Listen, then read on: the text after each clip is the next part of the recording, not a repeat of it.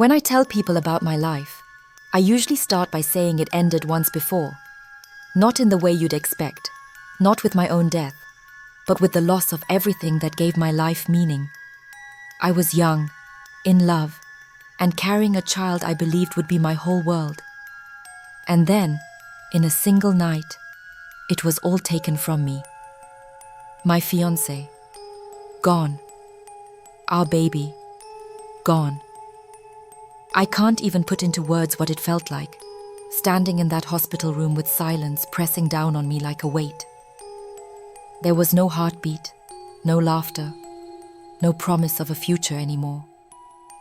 Just me, my own pulse pounding in my ears, and a grief so heavy I thought it would crush me. For years, I lived inside that grief. I went through the motions of life because that's what people expected. I worked, I smiled when I had to, but inside I was just a shadow. Friends drifted away. The nursery stayed locked behind a door I couldn't open. The wedding dress I once adored was shoved in the back of a closet, untouched. People told me time heals, but time didn't heal anything. It just taught me how to hide the wound. 9 long years passed that way. Every day, I told myself I was surviving, and maybe that was enough. But deep down, I knew I wasn't living. Not really. I was just existing, waiting for the days to pass. And then, one morning, everything shifted again. It started with something so small. Just a name on my surgery schedule at the hospital where I worked. I almost skipped over it. But then I froze. That name, it hit me like ice water down my spine. Because it wasn't just familiar. It was the same name as my fiancé. The man I had lost. I tried to brush it off. A coincidence, I told myself. Names repeat all the time.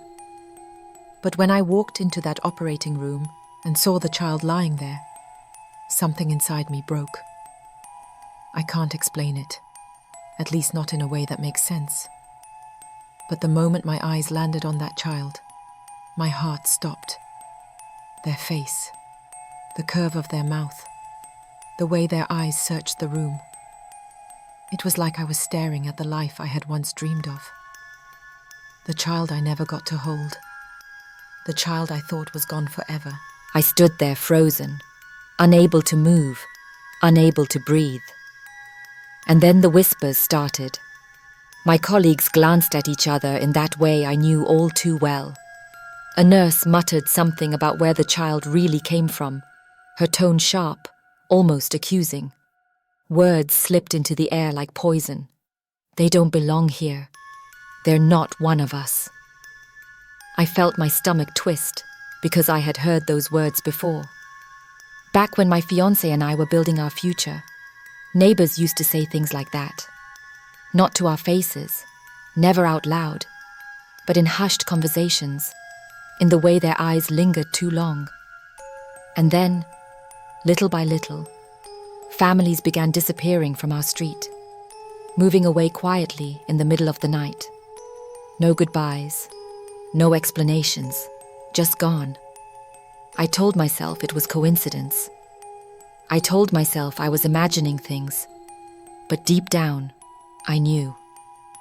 And now, here I was again, standing in a room where a child lay vulnerable and afraid, while the same ugly prejudice whispered all around me. I told myself to focus, to push the thoughts away and do my job. But then something happened that made my blood run cold. Among the child's belongings was a simple folder. I almost ignored it. It looked like any other set of medical papers. But when I picked it up, my hands began to shake. Because inside were names, dates, addresses I recognized, families who had once lived in my neighborhood, families who had disappeared without a word. The room seemed to spin. My heart slammed against my ribs as I turned page after page. This wasn't just random paperwork. This was a record. A trail of people who had been watched, marked, erased. Suddenly, I couldn't breathe. My fiancé's face flashed in my mind. The nights he came home late, smelling of smoke though he never smoked. The phone calls that ended abruptly when I walked in. The neighbors who vanished. The way he always dismissed my questions. It all came crashing down at once. And for the first time, I wondered if his death wasn't just tragedy, but something far darker. I slipped the folder into my bag before anyone could see. My hands were trembling so badly I thought they would give me away. I knew that if anyone realized I had it, I could be silenced just like those families. But I also knew I couldn't leave it behind. Because if I did, the truth would stay buried forever. That night, I locked every door and window in my house. I sat in my living room with the folder on the table in front of me, staring at it as though it might leap open on its own. Hours passed, but I couldn't look away. The silence was deafening, and in that silence, one thought repeated in my head like a drumbeat. If they erased families before, what would they do to me now? I didn't sleep that night, not even for a moment. I sat there in the half-dark, the folder like a shadow between me and the rest of the world. Every time I thought about opening it again, my chest tightened. But I couldn't leave it shut either. It was like a wound I couldn't stop touching, even though every glance at those pages hurt me more. By morning, my eyes were raw from crying, though I wasn't even sure what I was crying for. For my fiancé? For the baby I lost? For the families who had vanished?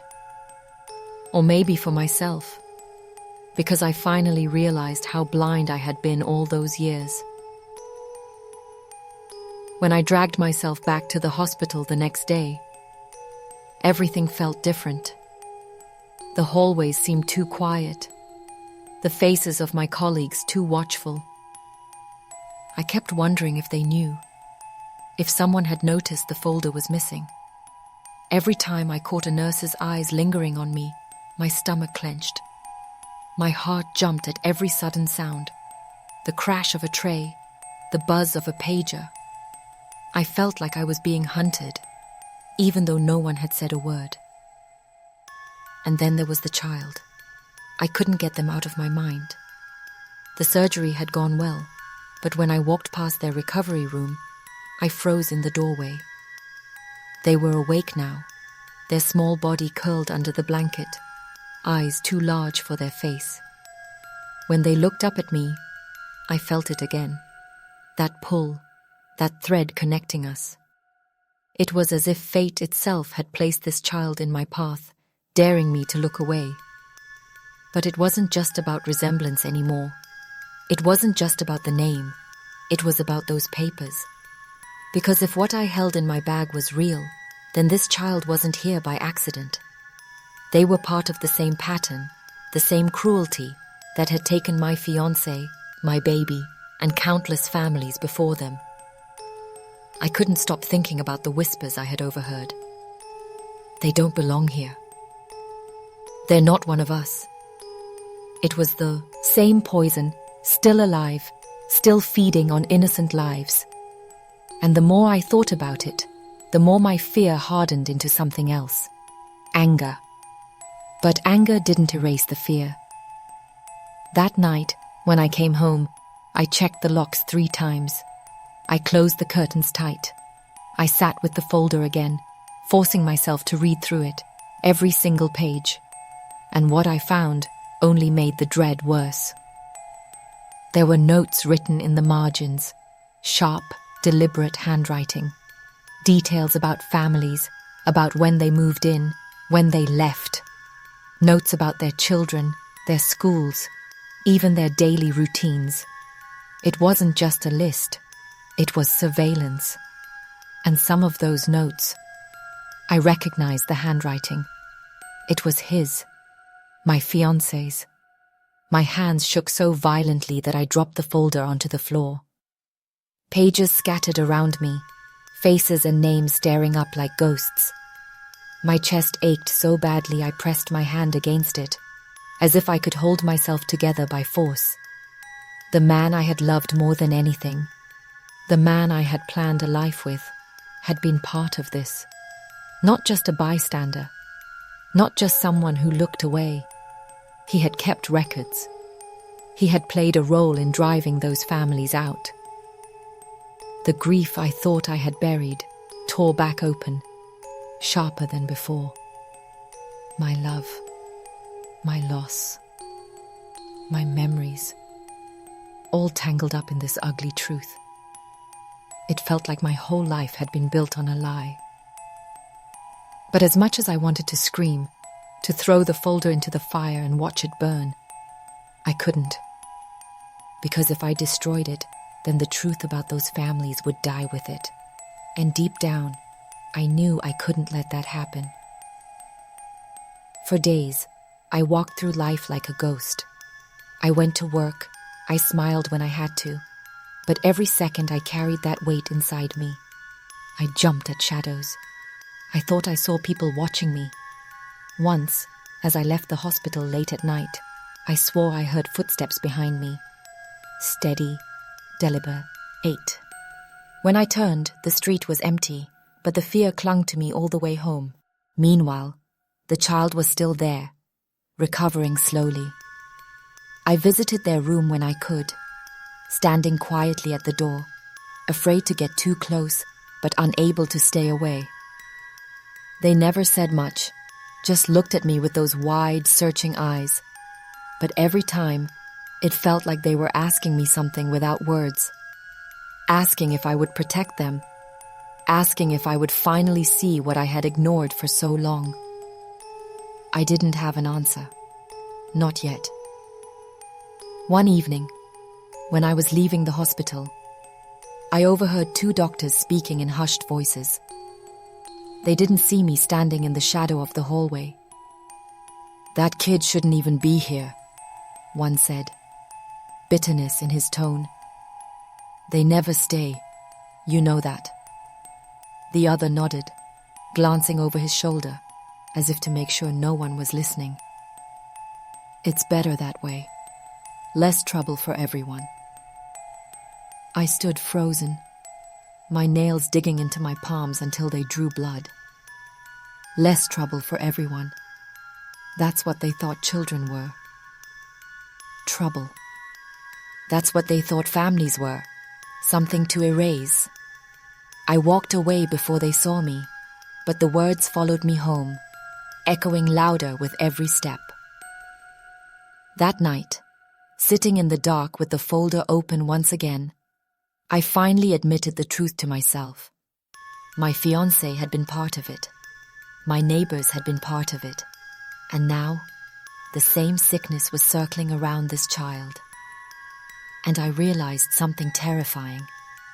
If they knew I had the folder, if they knew I was starting to piece together what happened, then I wasn't just a bystander anymore. I was a threat. As the clock ticked past midnight, I sat staring at the door, listening for footsteps outside, waiting for a knock that never came. My hands wouldn't stop shaking, my mind wouldn't stop racing. And one thought kept haunting me over and over. If they could erase entire families without a trace, what would they do to silence one woman who knew too much? The days after that felt like living inside a nightmare I couldn't wake up from. I couldn't shake the sense that eyes were always on me. Walking through the hospital halls, I felt shadows trailing just a step behind. When I drove home, headlights seemed to follow me longer than they should. At night, the creak of the house settling made my heart pound as though someone was already inside. I kept telling myself I was being paranoid, that the stress, the grief, the folder, it was all twisting my mind. But deep down, I knew better. Fear this sharp doesn't come from nowhere. It comes from something real. One evening, I returned home and found my front door unlocked. I froze on the porch, every nerve screaming. I was certain I had locked it. I always checked, sometimes twice. My hand hovered over the knob, but I couldn't bring myself to push it open. I stood there, breath held, listening for the faintest sound from inside. Nothing. Just silence. When I finally stepped in, everything looked the same. Nothing missing, nothing broken. But my gut told me someone had been here. I checked the table where the folder usually sat, hidden beneath stacks of papers. My heart dropped. The folder wasn't there. I tore the room apart, pulling books off shelves, shoving open drawers, ripping cushions from the couch. Finally, under my bed, I found it. But it had been moved. The pages weren't in the same order I had left them. Someone had opened it. Someone had read it. I collapsed onto the floor, clutching it to my chest, my whole body shaking.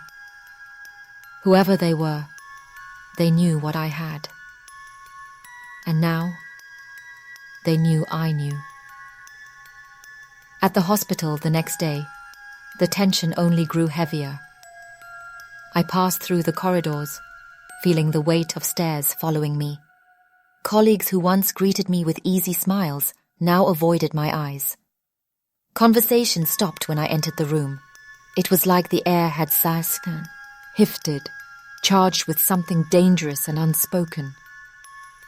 And then came the child. I walked into their room, trying to steady my nerves, but the moment I saw them, everything inside me broke. Their tiny frame was curled under the blanket, an IV running into their arm. They looked so fragile, so innocent, and yet surrounded by so much darkness. As I stood there, they lifted their eyes to mine, and for the first time, I felt it clearly, not just a resemblance, not just a coincidence. It was a connection, like they were trying to tell me something without words. My throat tightened. What if this child wasn't just tied to my fiancé's past, but to me? That thought terrified me more than anything else, because if it was true, then everything I believed about my life, about my loss, was a lie.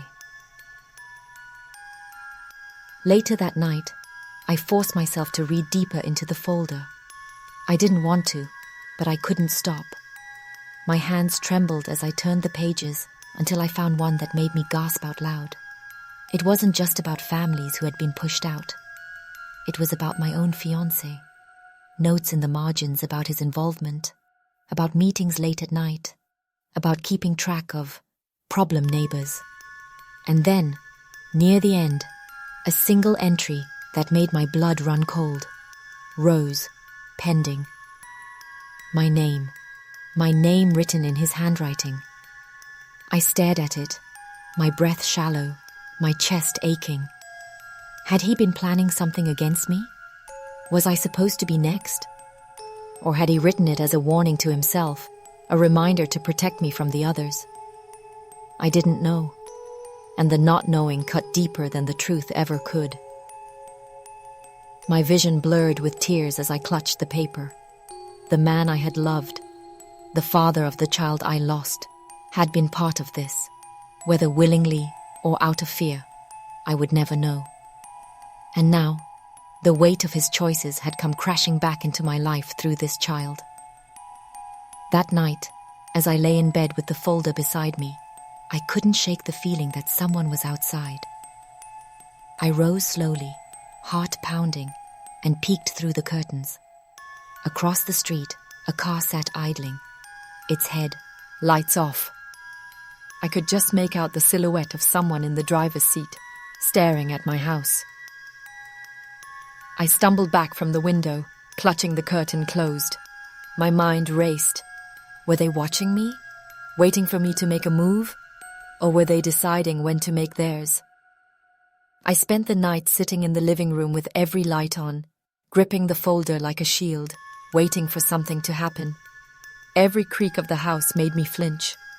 Every shadow felt alive. And as dawn finally broke, one truth echoed through me like a scream.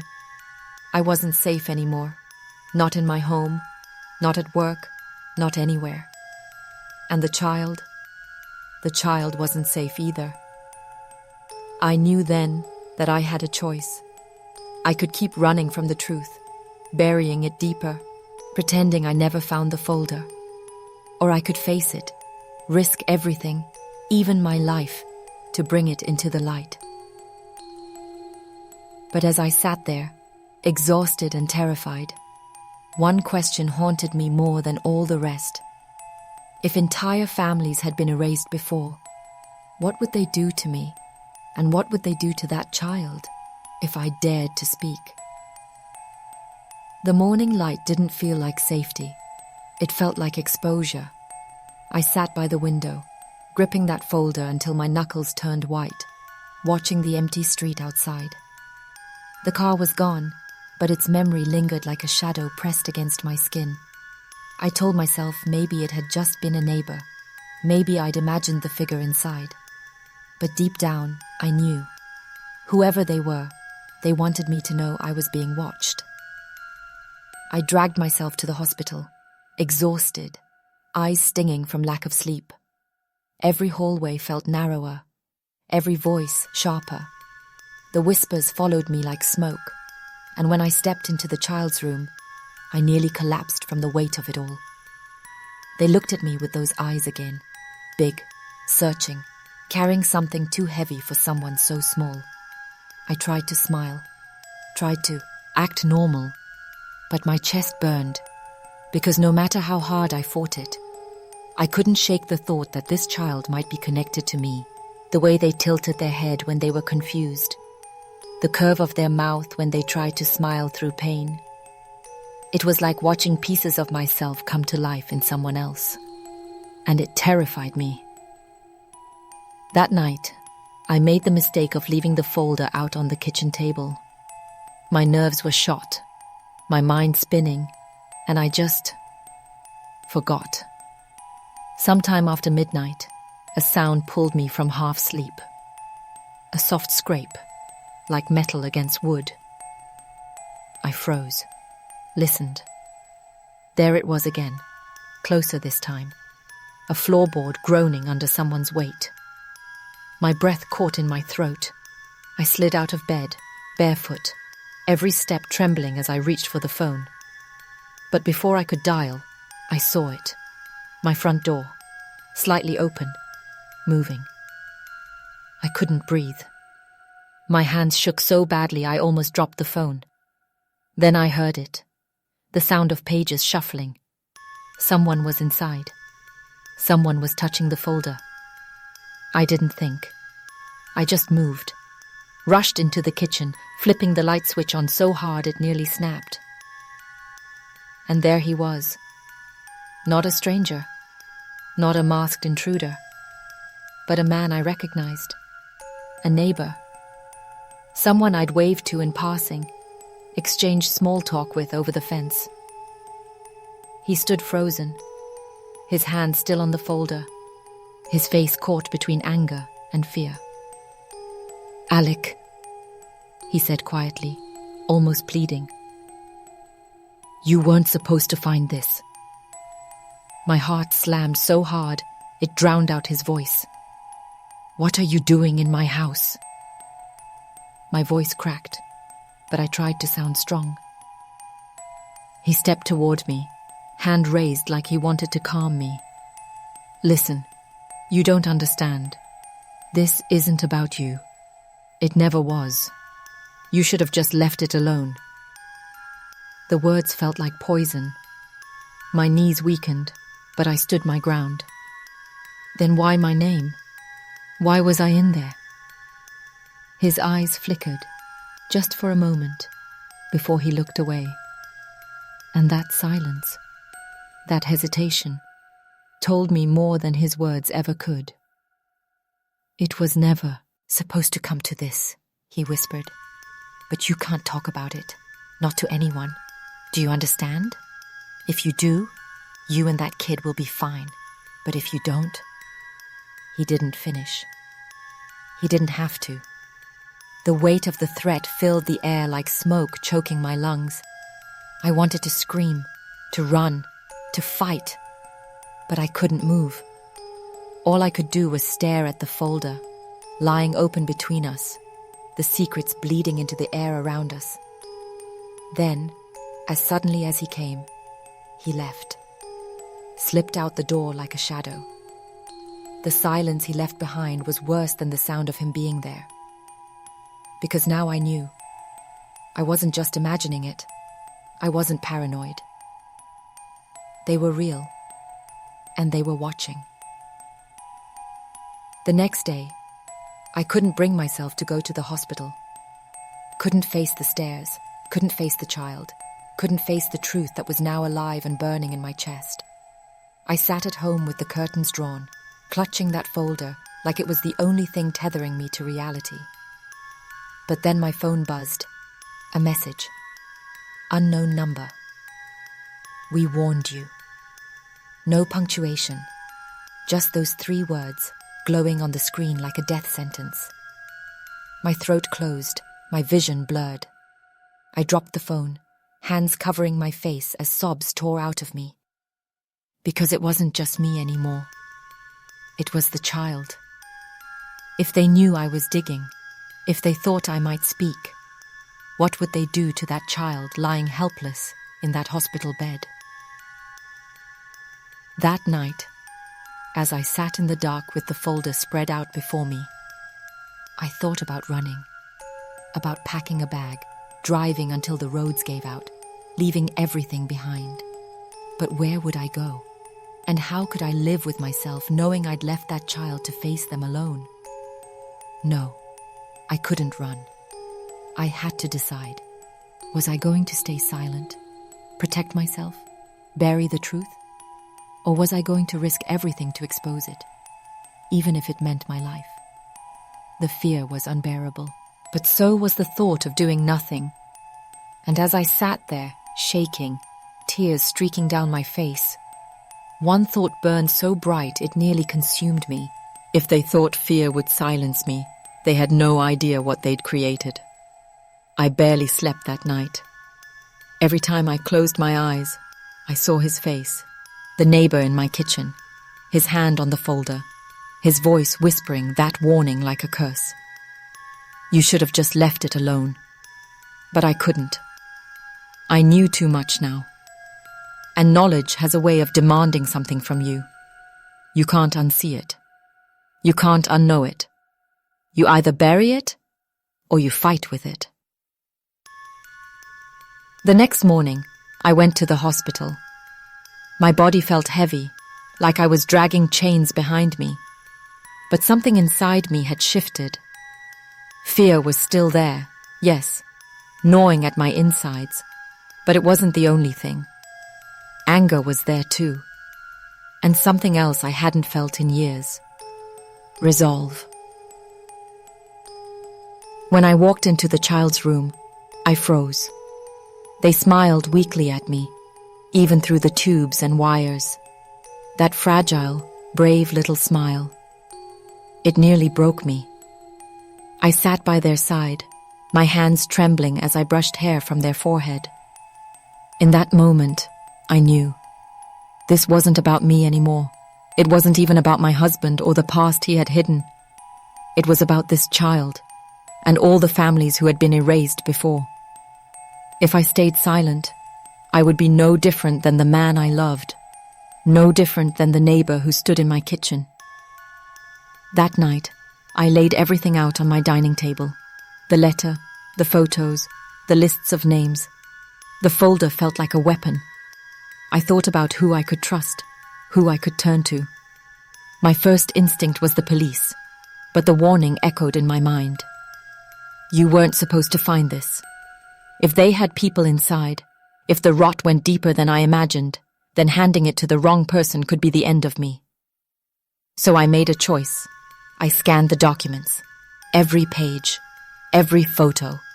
My hands shook as I watched the images appear on the screen, but I kept going. Once, twice, 3 times, I backed them on hidden drives. And then, I sent them to journalists, to advocacy groups, to every contact I could find who might listen.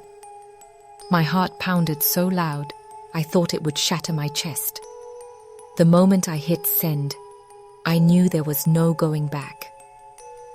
Minutes later, my phone lit up. Another unknown number. "We told you. Now, it's too late." My blood ran cold. I raced to the window, yanked the curtain back, and there it was, the car, parked under the same broken streetlight, waiting. I grabbed the folder, clutching it to my chest, but I realized it didn't matter anymore. They could break into my house, burn it all, destroy every page, but the truth was already out there now. Even if they silenced me, someone would know, someone would see. I should have felt relief. Instead, I felt the air grow thick, heavy. I turned, and the front door handle rattled. I froze. My breath caught. And then, slowly, it began to turn. Adrenaline surged through me. I stumbled back, heart slamming, as the door creaked open.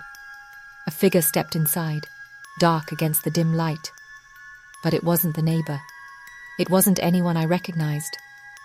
It was a man, taller, broader, his face shadowed. He didn't say a word, just stepped closer. For a second, I thought that was it, my end.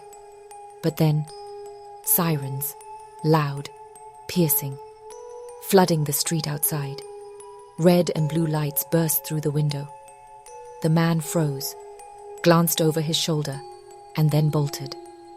Out the door, into the dark, gone before I could even breathe again. I collapsed against the wall, shaking so violently I thought my bones might break. Neighbors peeked from their windows, curious but afraid, as police swarmed the street. I didn't know who called them. Maybe someone saw the car. Maybe it was luck. Maybe it was something else entirely. But in that moment, I realized I wasn't safe. Not really. Not yet. Maybe not ever. In the days that followed, the story spread. He documents the photos, the letter. It all exploded into the public eye. Families who had been silenced for years finally had proof. Voices rose, demanding answers, demanding justice. But me? I kept my curtains drawn. I slept with the lights on. Every shadow felt like a threat. Every car engine outside made me flinch. Still, I didn't regret it. Because when I went back to the hospital, when I sat beside that child and saw them sleeping peacefully, alive, I knew I had done the only thing I could. The truth was no longer buried. It was out there, where it belonged. But the question still haunts me, even now. How many more secrets are hidden in houses just like mine? How many more families will be erased before the world finally decides to see? And maybe the harder question is this. When you stumble across the truth, when it lands in your hands like a weight you never asked for, what will you do? Because silence, I've learned, is its own kind of violence, and I refuse to be silent, not anymore.